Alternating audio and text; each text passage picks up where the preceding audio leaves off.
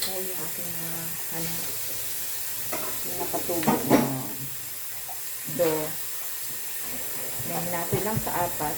After pagkahati ng apat, ay pinapira. So, dali yung pahaba.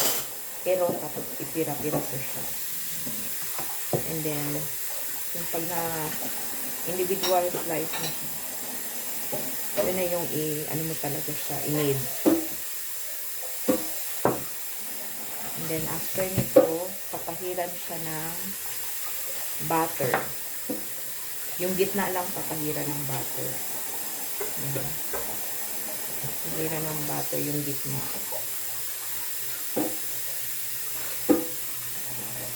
Then, after napahiran ng butter, gitna, bubudburan siya ng cheese. Yung napahiran na butter.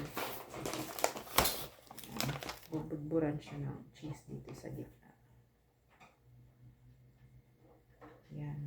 And after nun ay parang ibabalot siya na pagka ito lumpia. Balot ng lumpia. Then i-roll. I-roll siya. Yan.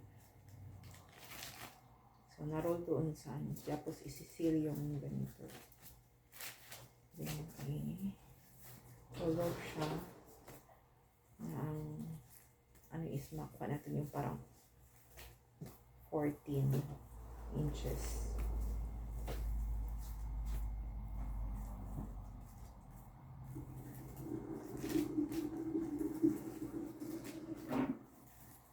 Yan.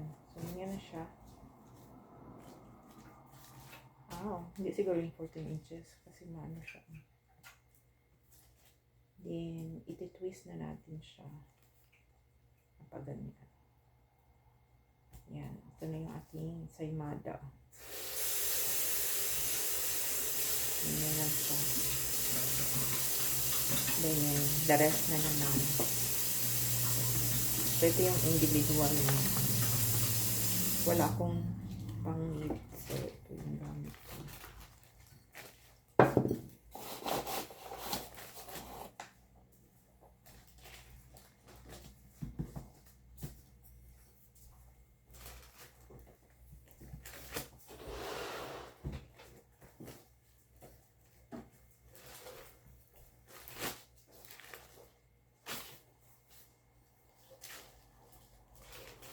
Bibili ako ng ganun pang-need. Walang ano dito, walang ensaymada na tinapay dito sa US. Kaya naisipan. Ito yung naisipan ko na gawin. Dapat yun, yung sabi ko kanina, ang iluluto ko dito sa binili ko na flour is pandesal. Kaya lang, maganda yung pandesal kapag hindi bahaw. So usually ang pandesal umaga, wala naman akong time sa umaga maliban sa weekends. So ngayon hindi ako pumasok kaya ito na lang yung ginawa. So yun ulit, ibabrush lang siya ng butter sa gitna. After na brush ng butter, bubudburan siya ng cheese sa gitna. And then, ibabalot siya na parang nagbalot ng lumpia. Ganun. Parang nagbalot ng lumpia. Then, i-roll mo siya. Ang ganun. So, isil lang yung nalagyan natin ng lumpia. Ganyan.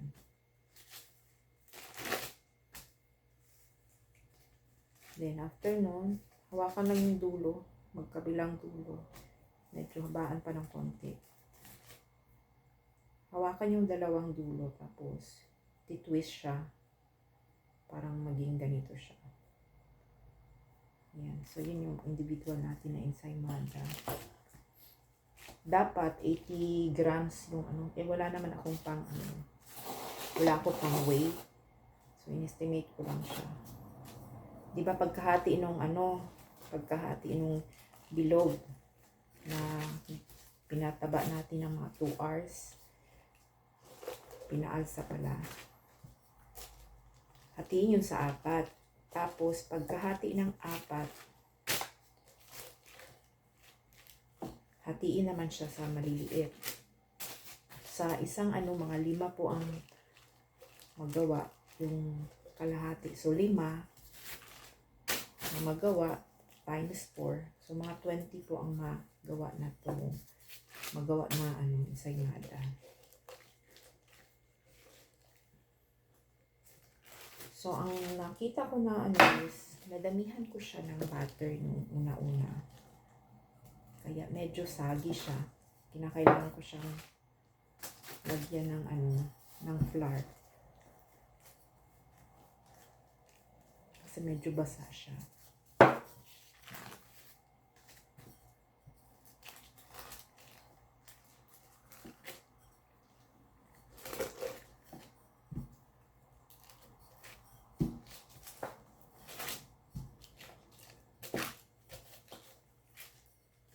Yan.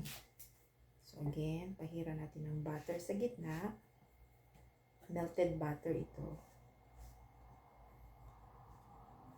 And buburag ng cheese sa gitna. Ang cheese ko na gamit is mozzarella. Dapat, kalimutan ko yung dapat na gamitin. Ito lang yung available na cheese. Then, i-fold siya na parang, ano, parang lumpia. Ganun. Then, i-roll siya. At yung dulo niya, para siyang i-seal, ganun. Then, i-roll siya ng, medyo mahaba ng konti. Yan. At pag na-roll na ng ganito, twist siya na parang ibabalot mo siya ng ganyan. Tapos, ganito yung kanyang itsura. So, ito yung pang-4.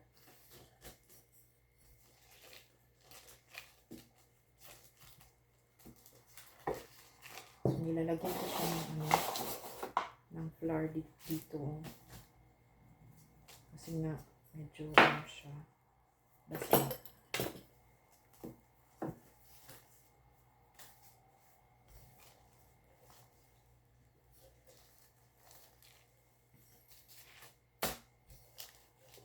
Nag-worry lang ako baka ito yung niya ba, yung tasa ay, ay yung baso pala ay magdidikit yung mga print niya doon sa dough. But hindi naman.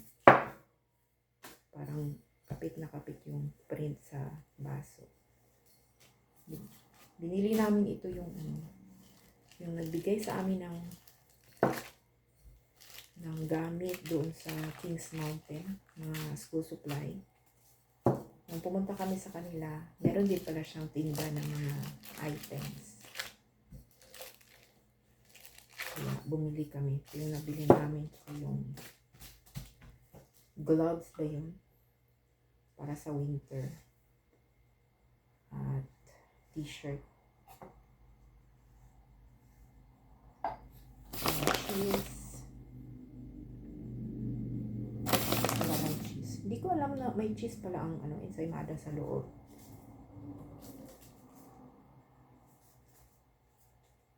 So, yung nanonood ako ng video nito, una, ako, thank you sa Panlasang Pinoy. Diyan ako kumukuha ng mga recipe ko, Panlasang Pinoy. Kasi, gusto ko yung lasa ng mga nila. Yung proportion ba ng mga ingredients. Panlasang Pinoy talaga. So, una, nag-download ako ng nag-copy-paste pala at pinag-aralan ko yung recipe. After nun ay nanood din ako ng video kasi meron din silang YouTube. So, halos lahat ng nasa nila yung recipe na nandoon nakapost sa kanilang page. May YouTube din sila ng ganun. na luto. Ang galing. So, halos lahat. Nakapagluto na ako ng banana cake. Doon din galing yung recipe sa kanila, Panlasang Pinoy. Banana cake. At yung mga iba pa na lutong bahay na minsan nakalimutan ko ang paano ang ingredients. Kasi yung hindi mo usually iniluluto, hindi mo talaga yun alam yung hindi mo memorize. Pero pag always mo siyang niluluto, of course, kabisado mo na siya. Pag successful ito, madami na akong pwede ko na itong i-post dito sa North Carolina. Pwede ko lang itinda.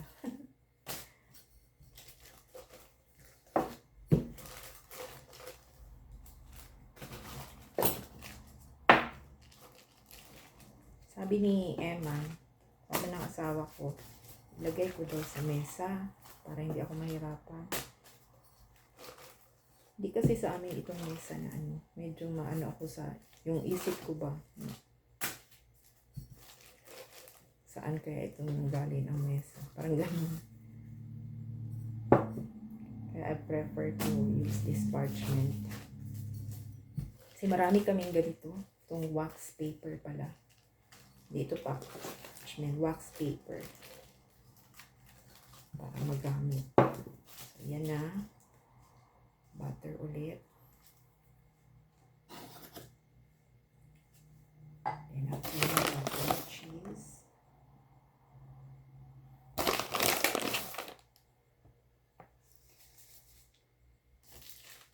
Then, fold. Erol. Then, i-seal. Then, medyo pahabain.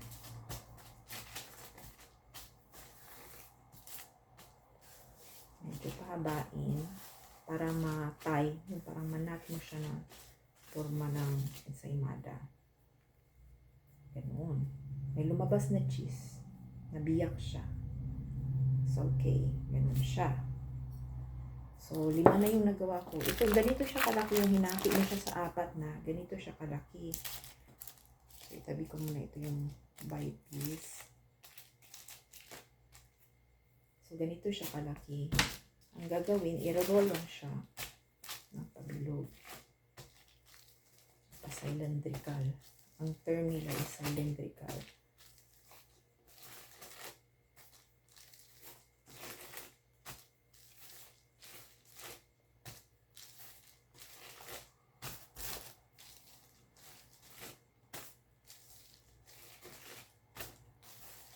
Ayan, so ganito siya. Ganito siya, oh. Then, hahatiin mo siya. Wala akong dough cutter. Ito lang. Pang pizza. Hatiin siya na 5. 5 ang ano ko yung nauna. So, 5 na lang din dito. Para, ayan. So, ito na yung mga individual na i-need natin. Kuha ko ulit ng parchment. Magulo yung para dito ko ilalagay yung individual.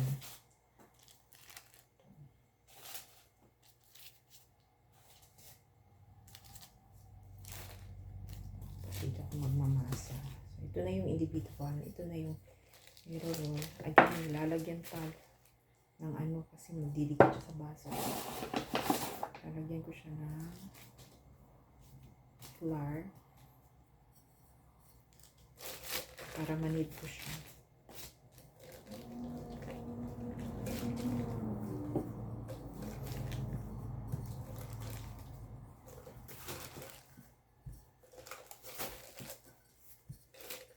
Ay, nasali yung isa.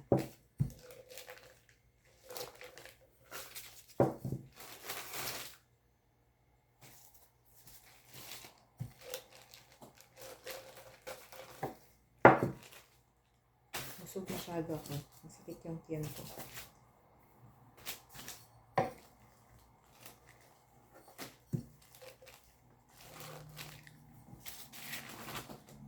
Pero tapusin ko na ito bago ako mag-CR.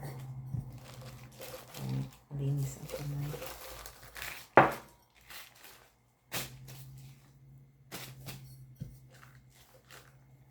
Ay, talaga ng tiyan. Kaya pa. Mahirap mag-knee dito kasi dinidikit siya sa baso. Yan. Butter. Then, cheese. Uy, nag-alarm yung ano ko.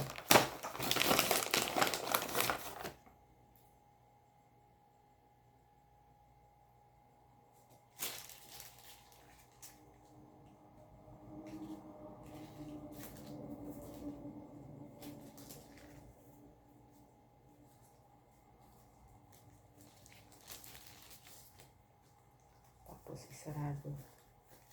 Hindi ako nag-check ng ano ko ba. Ng aking mail. Baka may parent na pero sinabi ko na sa kanila na pag meron silang transportation changes, kasi usually ang email na matanggap ko daily kapag may klase is bawa si ganito ay bus rider ngayon or car rider ngayon. Ganyan ang matanggap ko na mail.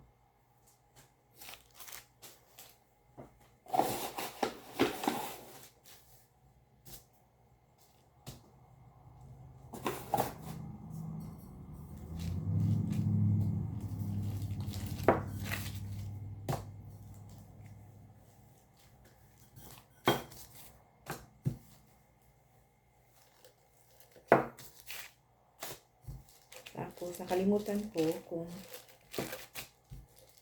pero ito, magstay pa ito tatakpan pa ito ng 1 hour bago ito siya i-bake. 1 hour ba? Kalimutan ko. Basta iset pa ito siya. Sabihin ko lang mamaya kasi ginagamit sa video yung aking pagod ako mag-edit. Hindi ko na ito i-edit yung video. Ganyan na yan siya. Mga bloopers. Makita yung bloopers.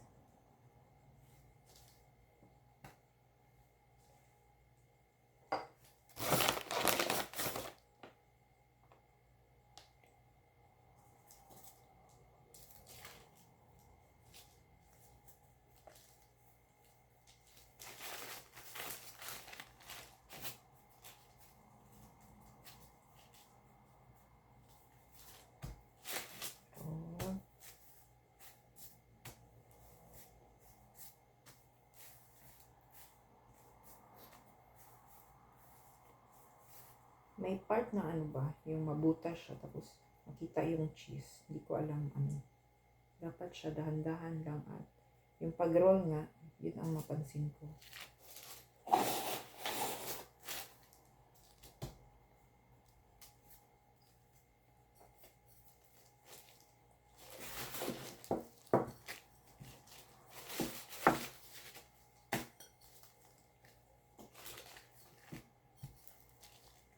Hindi ko alam kung anong kalaki ito pag maluto na yung individual. Kasi pag iset pa siya ng 1 hour ba yun, mamaya sabihin ko kung 1 hour ba or ilang minutes, aalsa pa siya. So, malamang lalaki pa ito. Kasi kung hindi siya lalaki, para siyang 3 inches ang kanyang diameter. Pero 1 inches naman yung kanyang taba.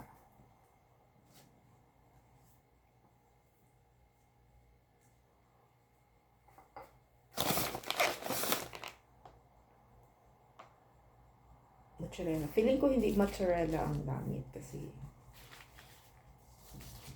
kaya lang ito lang yung kalimutan ko anong klase na cheese. Hindi ko na siya masyadong pinansin na kailangan ganun kasi wala naman ako available na cheese. Ito lang.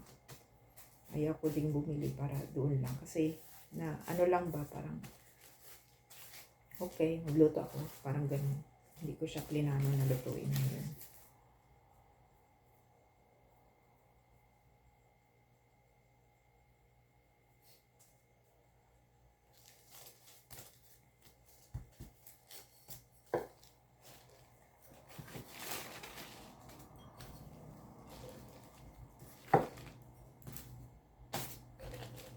malapit na sa 10 yung nagawa ko.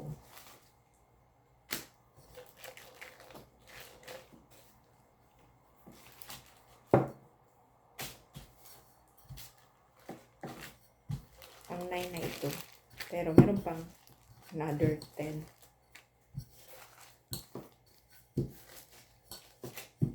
Pero kung hindi ito siya yung madikit, mabilis lang siya. Kaya lang madikit sa baso. Tsaka baso ang gamit ko. Hinaan ko baka mabasag ba. Baka mabasag. Ayan.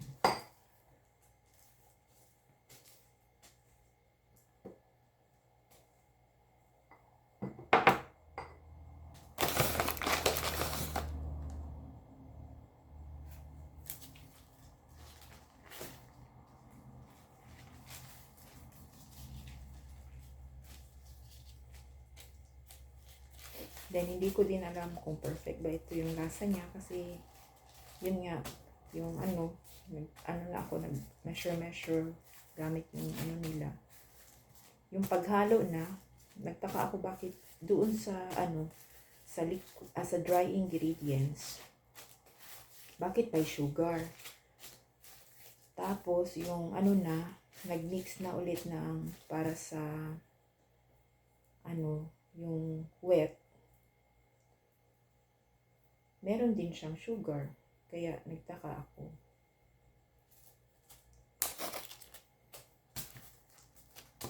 Hindi ko alam kung tama ba yung sukat ko.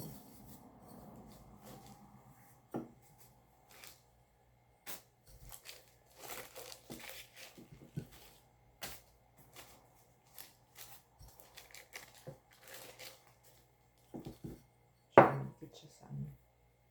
Malikit siya sa baso. So,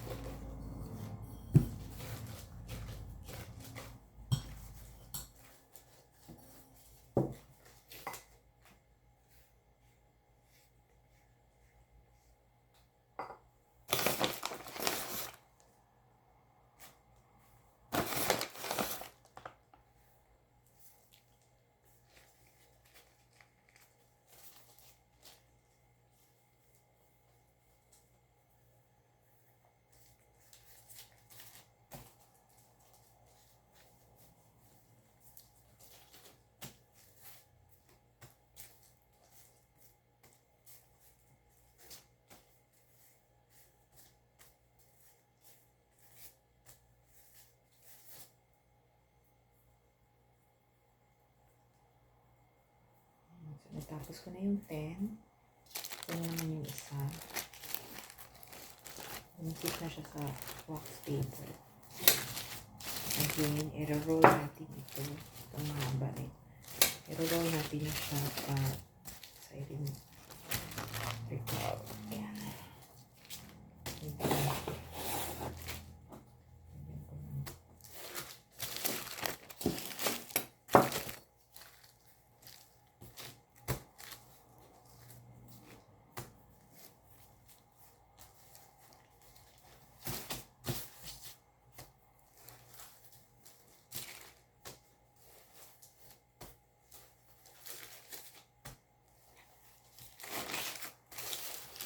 Sumasama yung paper.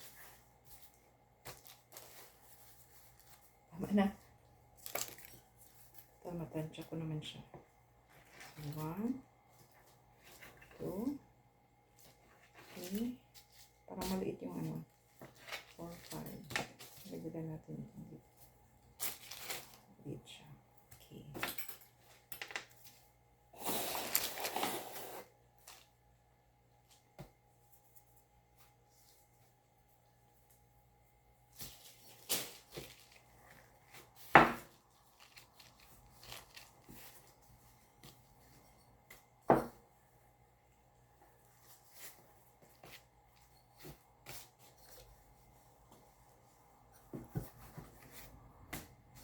Siyempre pag hindi kasi ito ano, sumo lang ito. So, hindi siya pantay-pantay ng laki. Pag ano, may negosyo ka talaga, yun, kailangan talaga na merong weighing scale para ma-weigh yung individual.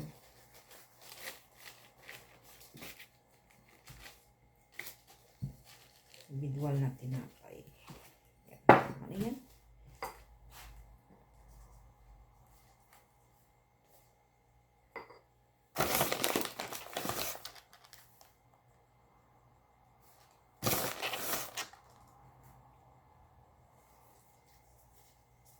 Pero mag-try ako ng ano, yung cheese na hindi mozzarella. Meron dito pero hindi ko alam kung spar na ba ito. Maasim kasi siya o baka ganito lang talaga yung lasa ng cheese dito.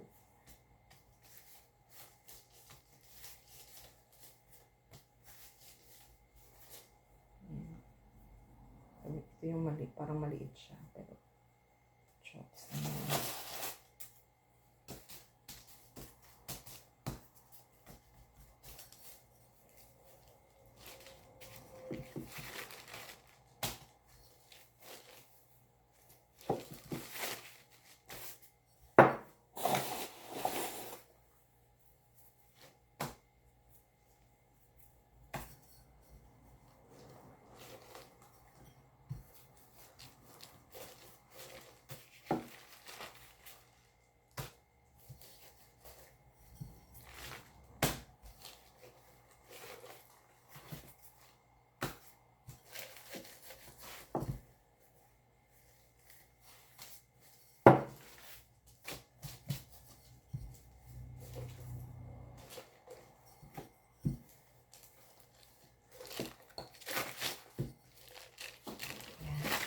Ang green cheese.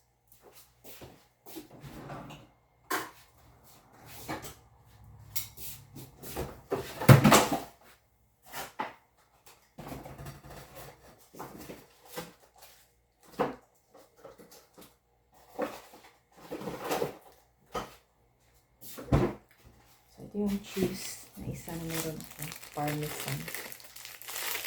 Parmesan cheese.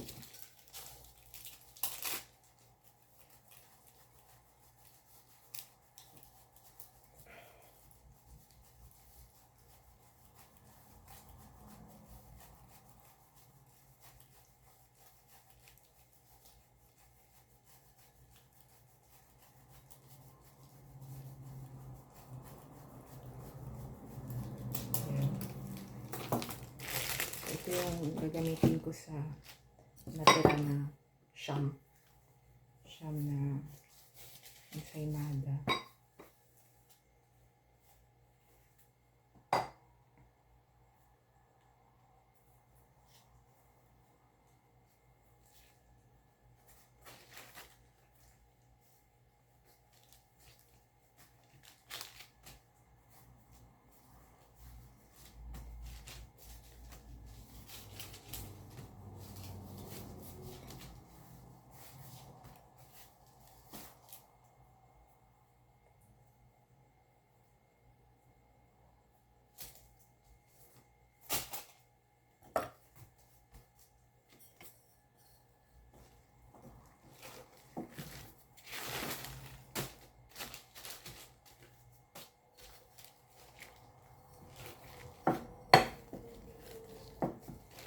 Ang amoy niya, parang ano na, tinapay.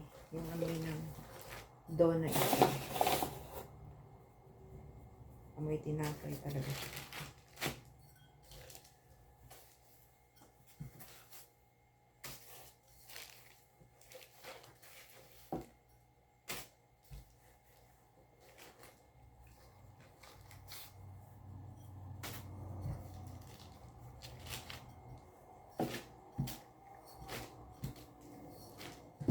Pinas, never pa akong nakaluto ng naka-bake kasi wala kaming oven. Meron kaming oven noon pero toasted, ang toast na oven. Kaya yung sabi ko, paglaki ko bibili ng oven kasi gusto ko mag-bake or magluto ng ano na nasa oven.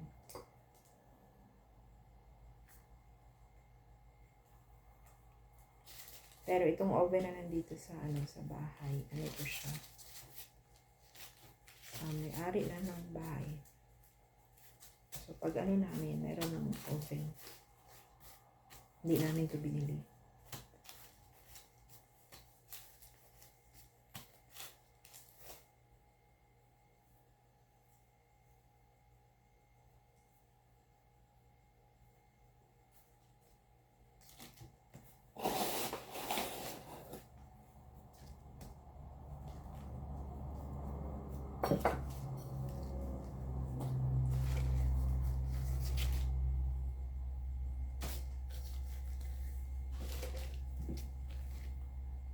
Sakit ng braso. Sakit ng braso ko. Yun ang dahilan bakit ako absent. Sakit yung dito ko.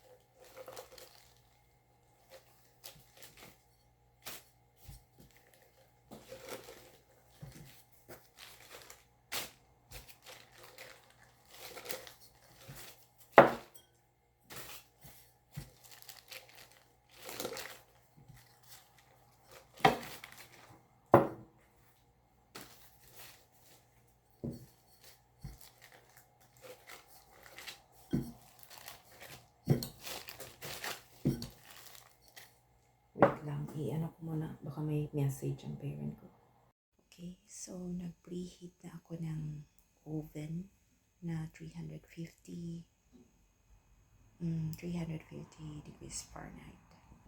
Then ito yung aking pinaset na ano. Ito yung aking ensaymada.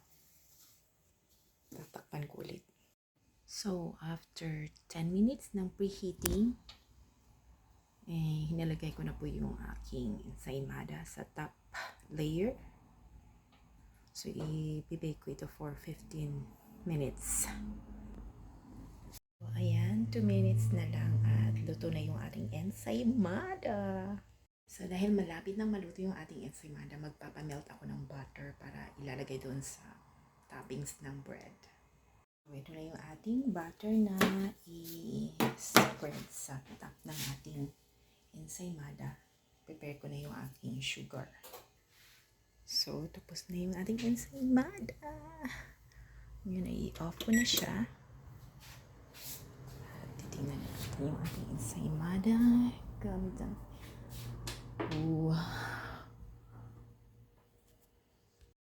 yan na po ang ating ensaymada. So, papahira na po natin ng butter.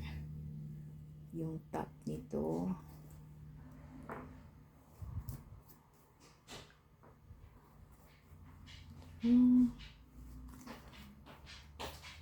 Nandiyan ka pala, Cha? Oo. Di ka kumain? Hindi pa po. Nakatulog ka? Oo. Ano kaya ito? Oo eh.